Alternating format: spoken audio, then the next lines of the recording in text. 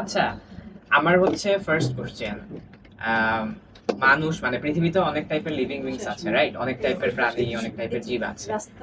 মানুষ এবং অন্য যে প্রাণীগুলো আছে তাদের মধ্যে প্রধান যে পার্থক্য, সেই পার্থক্যটা কি? বিবেক বোধ, বিবেক, সভ্যতা, চিন্তা, রাইট? তো এই যে সভ্যতা, যেই ওয়ার্ডটা আমি চাচ্ছিলাম, তো অ্যাকচুয়ালি মানুষের সেই ক্যাপাসিটি আছে যে মানুষ হচ্ছে সভ্যতা বিনির্মাণ করবে, কিন্তু অন্য কোনো লিভিং বিং কিন্তু আপনার সভ্যতা বিনির্মাণ করছে না। আজকে যদি আপনি পুরো ওয়ার্ল্ডটা দেখেন, কারা হচ্ছে পুরো ওয়ার্ল্ডটা রাজ করছে বা প্রতিনিধিত্ব করছে? সিংহ কিন্তু করছে না, বাঘ করছে না, পিঁপড়া করছে না, কোনো পাখি করছে না, রাইট? মানুষই করছে, যেই ধর্মেরই হোক বা যেই দেশই হোক, বাট এই জিনিসটা মানুষ করছে। এবং আল্লাহ তাআলা কিন্তু সেটাই বলেছেন যে আমি মানুষকে দুনিয়াতে প্রেরণ করছি আমার খলিফা স্বরূপ, যেন তারা প্রতিনিধিত্ব করে। তো দ্যাট মিনস মানুষের দুনিয়াতে প্রাথমিক মানে মানুষের এক্সিস্টেন্সের মেইন রিজনিংটাই হচ্ছে যে সে হচ্ছে সভ্যতা বিনির্মাণ করছে। সভ্যতা বিনির্মাণ কিভাবে হয় সেটার সবচেয়ে বড় টুল হচ্ছে যে এই যে আমার যেই পরের যে জেনারেশনরা আসবে, মানুষের যেই লেগেসি যেইটা আসবে, সেটা যেন অনেক সুন্দর করে হচ্ছে মানে লেগেসি যেতে থাকে, এবং এটা যেন অনেক ডেভেলপ করতে থাকে, গ্রো করতে থাকে, রাইট দিকে গ্রো করতে থাকে। তো কিন্তু সেই জায়গাটাই যদি হচ্ছে সবচেয়ে হ্যাম্পার হওয়া স্টার্ট করে, আমাদের যে ফিউচার যারা, আমাদের যে জেনারেশন যারা, সেই জায়গায় যদি সবচেয়ে হ্যাম্পার, সবচেয়ে অবস্ট্যাকেল গুলো আসা শুরু করে, তখন কিন্তু ডিরেক্ট আমাদের সেই সভ্যতার কোশ্চেনের জায়গাটা চলে আসে, এবং আমরা সেই সভ্যতা হারাতে শুরু করি। এবং আলটিমেটলি আমার যে পরিচয়, যে আমি যে মানুষ এবং আমি কি কারণে পৃথিবীতে এসেছি, আমার ওই যে বিবেকের যে জায়গাটা আমরা কথা বলছি, তো এই এক্সিস্টেন্সটা তখন হচ্ছে আর কোনো মিনিং রাখে না।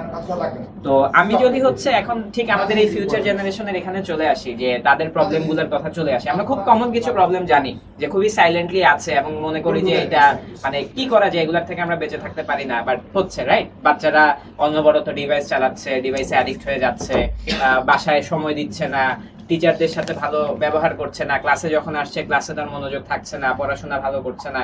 সো এই বিভিন্ন ডিফারেন্ট প্রবলেম কিন্তু আমরা এখন আমাদের বাচ্চাদেরকে নিয়ে, স্টুডেন্টদেরকে নিয়ে পাচ্ছি। তো এইগুলোর পিছনেও কিছু রিজনিং আছে। তো আমরা কিছু ডেটা হচ্ছে আজকে দেখি শুরুতে।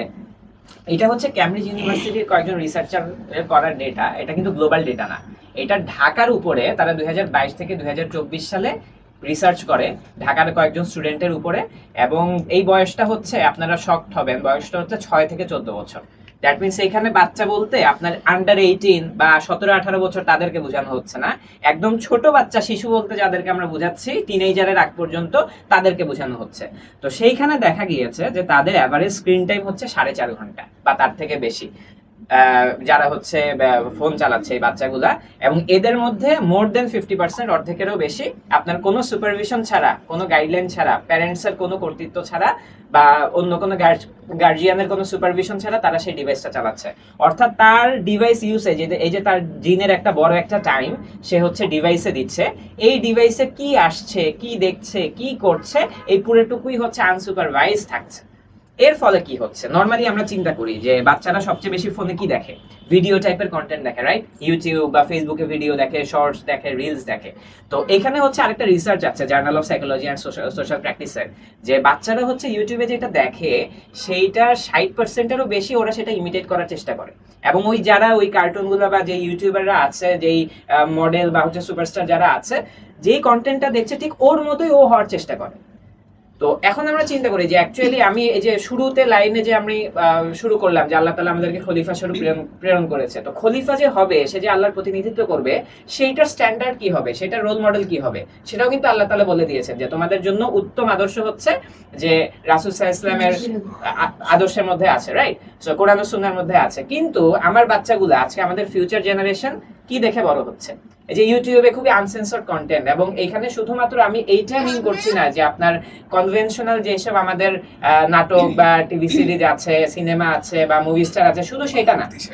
এখন এমন একটা সিচুয়েশনে চলে গেছে যে আপনার ইউটিউবে বা ফেসবুকে ঢুকলে অনবরত আপনার খুবই খারাপ খারাপ ভিডিও থাকে, গেম খেলার মতো করে জুয়ার ভিডিও চলে আসে, বাচ্চারা গেম খেলার দিকে অ্যাডিক্টেড হয়ে যায়। তারপরে তার কাছে অ্যাড চলে আসে, খারাপ ওয়েবসাইটের অ্যাড চলে আসে, সে দেখা যাচ্ছে ওইটা তারপর দেখা শুরু করে ফেলছে, কিন্তু মানে বাসায় জানছেও না।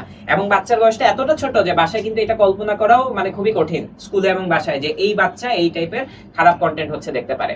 তো হুট করে যদি হচ্ছে কখনো তার ডিভাইস দেখা হয়, সাডেনলি কোনো বাবা মা, আপনারা হয়তো কমপ্লেন পেয়ে থাকবে, যেহেতু ডিরেক্টলি আপনারা হচ্ছে গার্জিয়ানদের সাথে কথা বলেন, যে হুট করে যে আমি তো আজকে আমার বাচ্চার ফোন দেখে অবাক হয়ে গেলাম, আমি তো বিশ্বাস করতে পারছি না যে আমার বাচ্চার ফোনে এগুলো কি চলছে। কিন্তু এই জিনিসটা কিন্তু প্রত্যেকটা ঘরে ঘরে, আমাদের প্রত্যেকটা ফিউচার জেনারেশনের ঘরে আজকে এই ঘটনাগুলো ঘটছে।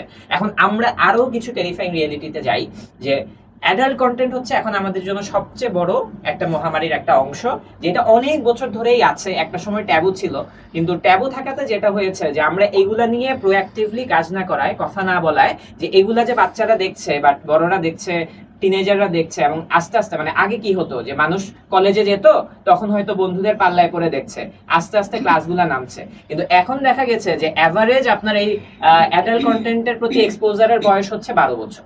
মানে 12 বছরের মধ্যেই বাচ্চারা এই জিনিসগুলোর মধ্যে দেখা শুরু করে ফেলে। এবং এখানে একটা ডেটা আছে যে 81% চিলড্রেনই হচ্ছে আপনার এই টাইপের কন্টেন্ট দেখে। এই ডেটাটাও কিন্তু বাংলাদেশি ডেটা, বাংলাদেশের খুলনা ইউনিভার্সিটির একটা করা ডেটা, যে বাংলাদেশের বাচ্চাদের ক্ষেত্রে এই জিনিসটা 16 বছর হওয়ার আগেই তারা 81% পর্নোগ্রাফিক কন্টেন্ট দেখে।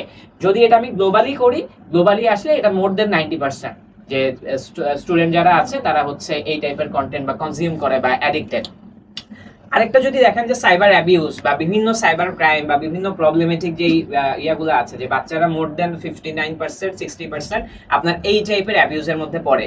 এর মধ্যে আপনার এই যে আজকে বাচ্চারা কার সাথে কথা বলছে, কে বাচ্চাকে মেসেজ পাঠাচ্ছে, কোন সময় বাচ্চা কোথায় চলে যাচ্ছে। আমরা মাঝে মাঝে নিউজে দেখি না যে ছোট একটা বাচ্চা, এখনো টিনেজারও হয়তো হয় নাই, মেয়েটা হয়তো বা টিনেজার হয়েছে, কোনো একটা অন্য একটা জেলায় চলে গেছে, যে কথা বলে বলে মেসেঞ্জারে চ্যাট করে করে, তারপরে তাদের ছবি ফাঁস হয়ে যাচ্ছে, বাচ্চাদের ছবি ইয়া হয়ে যাচ্ছে, এরপরে জুয়াতে তারা আসক্ত হয়ে যাচ্ছে।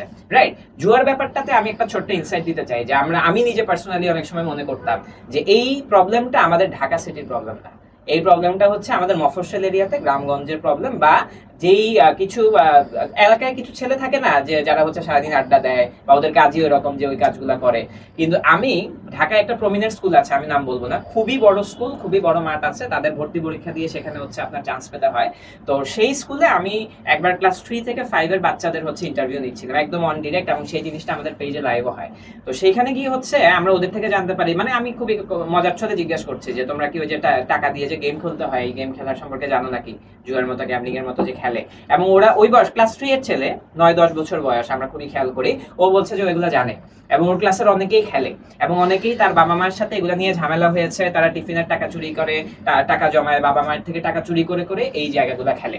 ওরা কিন্তু ঢাকার টপ লিডিং এডুকেশনাল ইনস্টিটিউশনের ছেলে, যারা হচ্ছে মানে ভর্তি পরীক্ষা মানে অনেক ব্রেইনি স্টুডেন্ট। সো এইটা যদি হচ্ছে আমাদের একদম টপ প্লেসের অবস্থা হয়, তাহলে আমাদের পুরো দেশের অবস্থাটা কি, মানে আমাদের পুরো বাচ্চাদের যে পুরো জেনারেশনটা কি। শুধু যে অ্যাডাল্ট কন্টেন্ট বা বাজে ছবি আসছে তা না, এখানে অনেক সিনারিও আছে, আমার গ্যামলিং আছে, আমার এই যে আজকে অ্যাডিকশনের কথা যদি বলি, ড্রাগ অ্যাডিকশনের কথা যদি বলি, আগে হচ্ছে যে মানে বাচ্চারা যখন বড় হতো, কলেজে যেত, অন্যদের থেকে সংস্পর্শে আসলে হতো, কিন্তু এখন আমার এমন অনেক ওয়েবসাইট আছে যেখানে আমি মানে খুব ইজিলি এগুলাতে এক্সপোজার হয়ে যাচ্ছে, এবং হয়তো মানে তাদের সাথে কানেক্টেড হয়ে যাচ্ছি। তারা ছোট ছোট বয়সেই হচ্ছে গাঁজা বা এই টাইপের ছোট ছোট ড্রাগ হচ্ছে তাদের কাছে দিয়ে দিচ্ছে।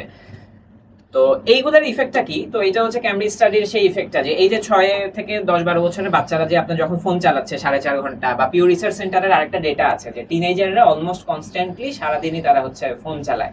তো এইগুলোর ইম্প্যাক্টটা হচ্ছে মোর দেন 1/4 বাচ্চারই বিভিন্ন মেন্টাল প্রবলেম দেখা গেছে, যে আপনার হাইপার অ্যাক্টিভিটি, বাচ্চারা পিয়ার কানেকশন তৈরি করতে পারে না, আরেকজনের সাথে কিভাবে বিহেভ করতে হয়। আপনারা দেখবেন যে এখনকার বাচ্চারা রুমে একা একা থাকে, রুমের দরজা বন্ধ করে রাখে, নিজের একটা প্রাইভেসির কথা বলে, সে বাসায় যখন গেস্ট আসে গেস্টের সাথে কিভাবে কথা বলতে হবে, একটু কমিউনিকেট করা, এই কাজগুলোতে কিন্তু বাচ্চারা খুব একটা ফ্রেন্ডলি ফিল করেন। তো এগুলো কিন্তু এমনি এমনি হচ্ছে না।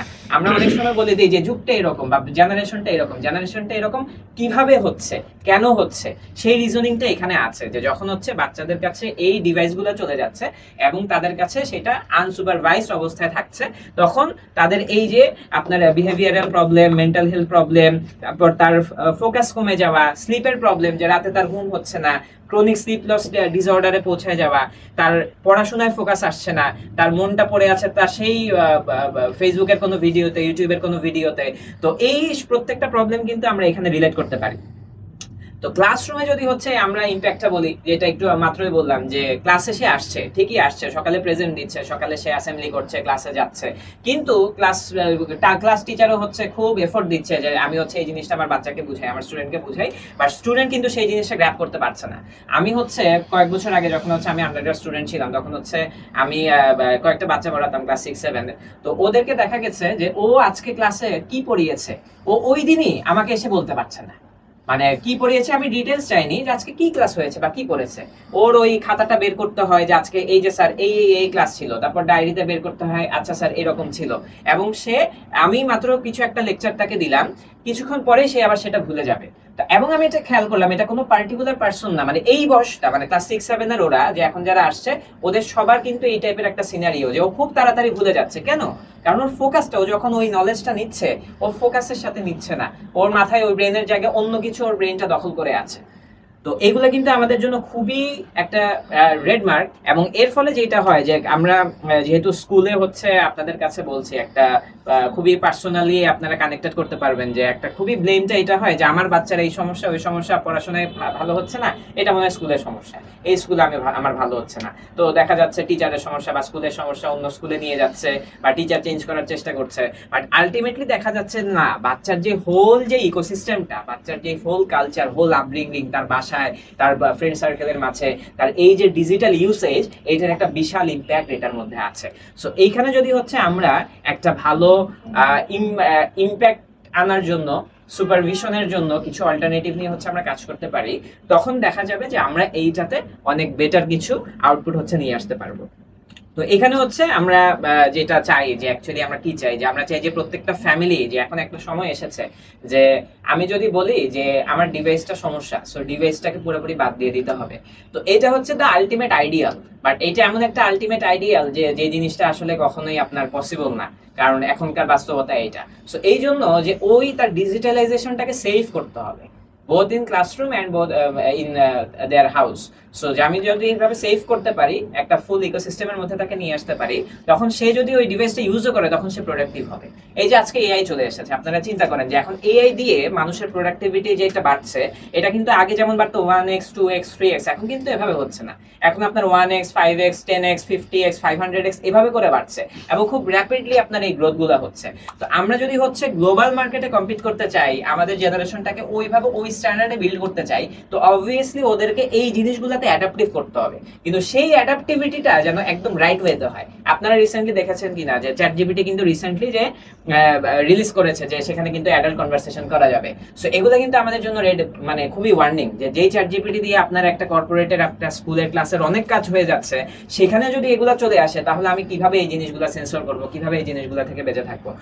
সো এইখানে হচ্ছে আমাদের the safe digital campus vision, যে আমরা মনে করি যে একটা ক্যাম্পাস, শুরুতে আমরা আসি যে একটা স্কুল বা একটা ক্যাম্পাস যদি হচ্ছে সেফ ডিজিটাল হতে হয়, তাহলে সেই ক্ষেত্রে তার কি কি থাকা লাগে। প্রথমে চলে আসি যে তার যেই ফুল যেই ইন্টারনেট ইকোসিস্টেমটা, ডিজিটাল এনভায়রনমেন্ট, অর্থাৎ আমাদের প্রথমেই যে আমি যে কোনো নেট অ্যাক্সেস করছি ইন্টারনেটের মাধ্যমে, রাইট?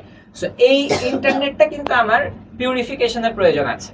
আমার এমন একটা ইন্টারনেট সিস্টেমের দরকার আছে যে ইন্টারনেটে খারাপ জিনিসগুলো যে আমার কাছে বলছি না, আমার ইন্টারনেটে চলে আসছে, আমি চাইলেই খারাপ ওয়েবসাইটে চলে যাচ্ছি, বাচ্চাটা চাইলে লুকায় লুকায় খারাপ কোনো গ্যাম্বলিং সাইটে চলে যাচ্ছে।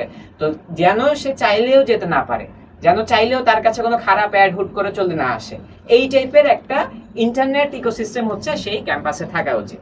এরপরে হচ্ছে তাদের যে আপনার টেকনোলজি সাপোর্ট লার্নিং, বা আপনারা এলএমএস নিয়ে হয়তো সম্ভবত অবগত আছেন। নর্মালি আমরা গুগল ক্লাসরুম ইউজ করি, বাট গুগল ক্লাসরুমের অনেক অ্যাডভান্স কিছু এলএমএস ভার্সন আছে। তো এইরকম যে আমরা কারেন্টলি, আপনারা কোভিডের সময় খেয়াল করেছিলেন যে অনেকগুলা ক্লাস অনলাইনে হয়েছে, রাইট? সো এই অনলাইনে মুভ করাটা কিন্তু হচ্ছে খুবই ইজি এবং এটা খুবই ফিজিবল, কিন্তু ওই যে ওই হার্মগুলা, যে আমার বাচ্চা অনলাইনে ক্লাস করবে, দেখা যাচ্ছে সে ক্লাস না করে ওই টাইমে অন্য জায়গাগুলোয় চলে যাচ্ছে। সো আমাদের এমন একটা টেকনোলজি সাপোর্ট লার্নিং লাগবে, এলএমএস লার্নিং ম্যানেজমেন্ট সিস্টেম লাগবে, যেইটা একই সাথে আমার এই টেকনোলজির বেনিফিটটা আমাকে দিবে, কিন্তু একই সাথে আমি ওই সুপারভাইজ করে রাখতে পারবো না, তার এইটুকু কাজ সে এইটুকু কাজই করতে পারবে, সে ওই ক্লাসরুমের পড়াগুলাই সেখানে পাবে, সে ওই আমার ক্লাসটাই দেখতে পারবে এবং তার পড়াটাই সেখানে দেখতে পারবে, সেই মোমেন্টে ওইখান থেকে অন্য কোথাও মুভ করতে পারবে না। এই টাইপের একটা ম্যানেজমেন্ট সিস্টেম আমাদের জন্য খুবই খুবই প্রয়োজন।